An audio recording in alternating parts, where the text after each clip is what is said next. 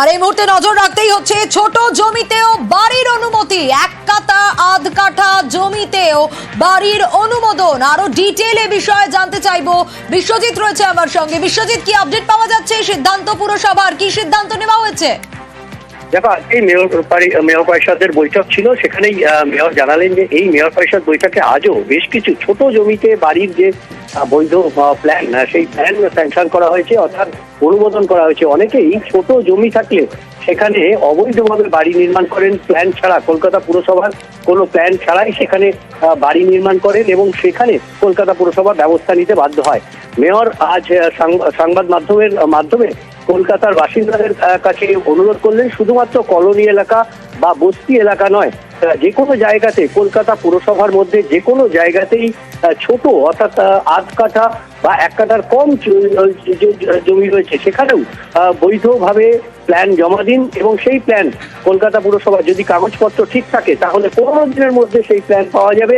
এবং সেক্ষেত্রে যদি একেবারে ছোট জমি হয়, সেক্ষেত্রে কলকাতা পুরসভার বিশেষ মিটিং, যেমন মেয়র পরিষদ বৈঠক হবে, সেই বৈঠকে কতটুকু কম ছাড় দিয়ে, যতটা সম্ভব কম ছাড় দিয়ে তাকে সেই বাড়ি তৈরির অনুমোদন দেওয়া হবে। অর্থাৎ নাগরিক স্বার্থে একটা বড় পদক্ষেপ। এর আগেই বেআইনি নির্মাণ নিয়ে, তুমি যেমনটা বলছিলে, নাগরিক স্বার্থে এটা একটা বড় পদক্ষেপ, কিন্তু একটু জানতে চাইবো যে এর আগে পর্যন্ত মিনিমাম কত কাঠা জমিতে বাড়ি করার অনুমোদন ছিল? দেখো, 3 কাঠা জমি হলে যে বৈধ প্ল্যান থাকে, সেই বৈধ প্ল্যান পাস হতে সময় লাগে না এবং কলকাতা পুরসভার নিয়ম অনুযায়ী।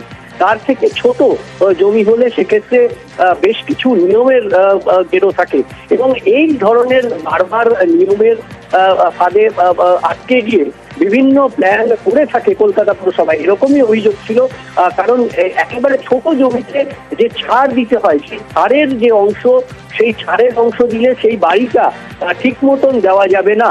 কিন্তু তাহলে তো এখান থেকে প্রশ্ন উঠবে যে এই যে ছাড়ের বিষয়, বা আধ কাঠা বা 1 কাঠা জমিতে বাড়ি, তাহলে কি ঘিঞ্জি হয়ে যাবে না? বা 1 কাঠা আধ কাঠা জমিতে যারা বাড়ি করবেন সেটা কত তলা পর্যন্ত করতে পারেন? এরকম কোনো সীমার বাধা রয়েছে?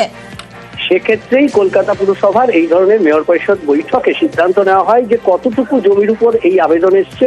সেখানে যারা ওই যে বিল্ডিং বিভাগের যারা ইঞ্জিনিয়ার থাকবেন, তারাও এই বিষয়ে তাদেরকে মতামত দেওয়া হয়। এই প্রক্রিয়ার মাধ্যমেই যে তাকে দোতলা বাড়ি দেওয়া হবে নাকি 3তলা বাড়ি করা হবে। সাধারণত একদম ছোট যে জমি থাকে, অর্থাৎ 1 কাঠা বা 1.5 কাঠার যে জমি, সেখানে দোতলা, সর্বোচ্চ দোতলা পর্যন্ত নিজের বাড়ি নিজেকে তৈরি করা, সেক্ষেত্রে অনুমোদন দেওয়া হতো। কলোনি এলাকা শুধু নয়, এর আগে কলোনি এলাকার জন্য বলা হয়েছিল, কলোনি এলাকায় সেটা নয়, কারণ কলোনি ছাড়াও সাধারণ যে জমি, সেখানেও কিন্তু এখন 1 কাঠার নিচের জমির জন্য আবেদন করতে পারবেন। সেখানেও কলকাতা পুরসভা হাফ কাঠা জমি হলেও সেখানে আবেদন করা যাবে, কারণ যে ছাড়টা দিতে হয় সেই ছাড়টা কমিয়ে কলকাতা পুরসভা বৈধভাবে এই জায়গাটাতে যদি ছাড়ও কমানো হয় এবং এই 1 কাঠা আধ কাঠায়, তাহলে কি খুব ঘিঞ্জি হয়ে যাবে না? এই প্রশ্নটা তো থাকেই। সেই কারণ কলোনি এলাকায় নানানভাবে অবৈধ নির্মাণ যেভাবে বাড়ছে, সেই অবৈধ নির্মাণকে কলকাতা পুরসভা রুখতে এই পদ্ধতি নেওয়া হয়েছে। তবে একেবারে যাতে দমকলের যাওয়ার জন্য উপযুক্ত জায়গা থাকে, সেই রকম জায়গাতে যে বাড়ি রয়েছে, সেই বিষয়গুলো দেখেই ছাড়পত্র দেওয়া হবে। সেই কারণেই এই ধরনের বিশেষ বৈঠক, অর্থাৎ মেয়র পরিষদ বৈঠকের মাধ্যমে এই ধরনের অনুমোদনগুলোকে পাস করা হবে।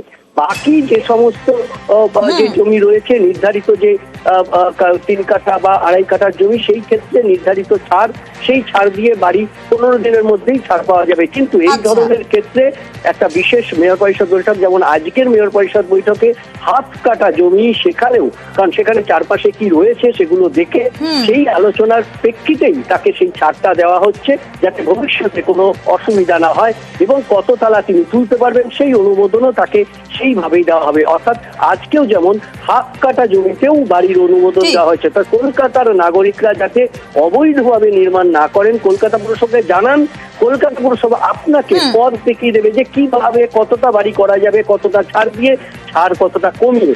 অর্থাৎ হাফ কাঠা জমি থাকলেও আপনি, একেবারে বিষয় যেমনটা তুমি বলছিলে, হাফ কাঠা জমি থাকলেও বাড়ি করার অনুমতি দেওয়া হবে। সেক্ষেত্রে যাতে অবৈধ নির্মাণ কোনোভাবেই না হয় তা ঠেকাতেই এরকম একটা সিদ্ধান্ত নেওয়া হচ্ছে। বেশ।